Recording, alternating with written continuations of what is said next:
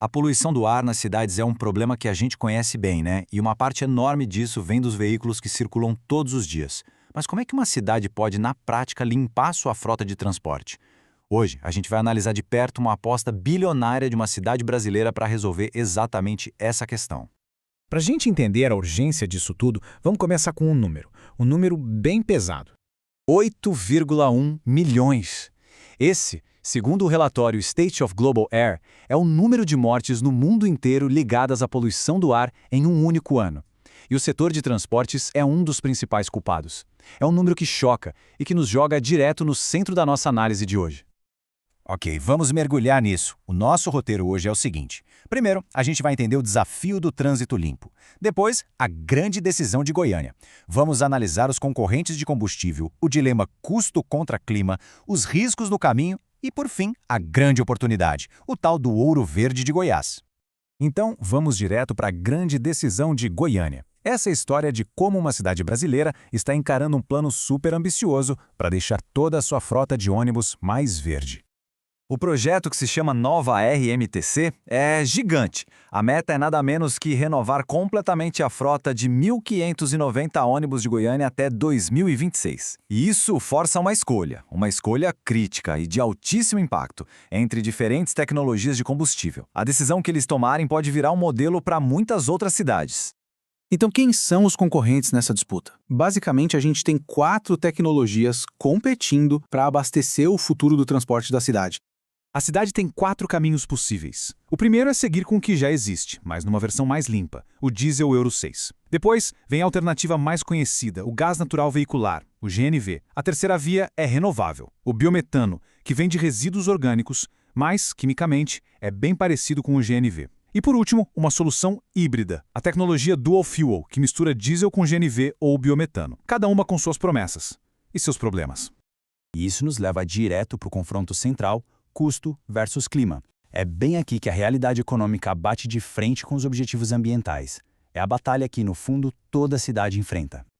A primeira pergunta, a mais óbvia que qualquer gestor faria é: qual combustível é o mais barato para operar, pensando em toda a vida útil de um ônibus?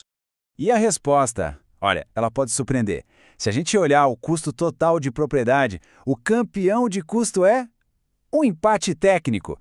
O diesel Euro 6 custa R$ 6,08 por quilômetro. O GNV, praticamente a mesma coisa, R$ 6,10. O biometano é um pouquinho mais caro, R$ 6,35. Pelo lado puramente do bolso, a escolha entre diesel e GNV parece diferente. Bom, se o custo é quase o mesmo, a decisão ficou fácil, certo? É só escolher o mais limpo. Mas qual combustível é, de fato, o mais limpo?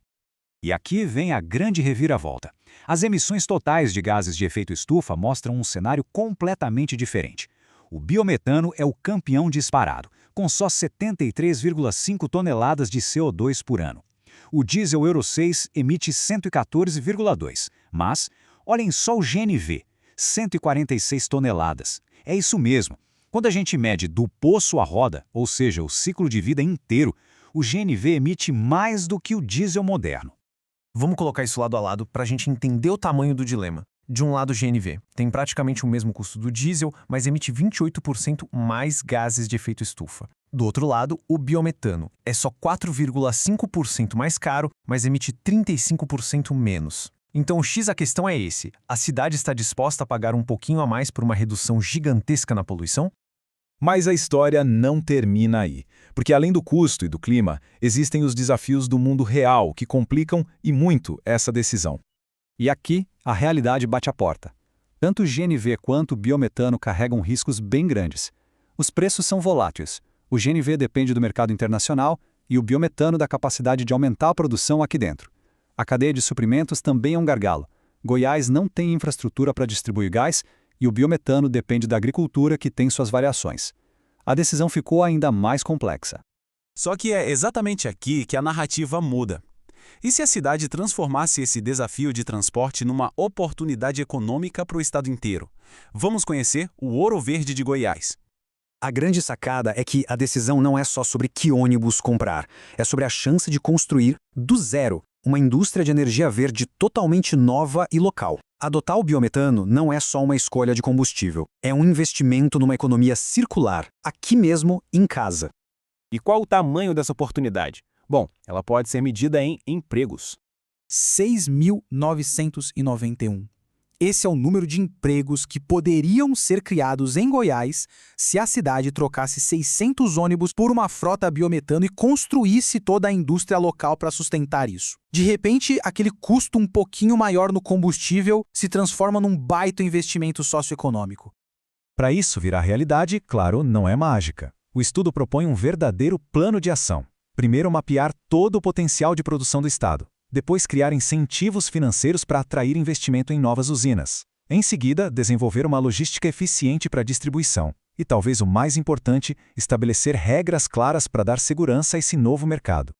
E tudo isso ilustra de forma brilhante a conclusão do estudo.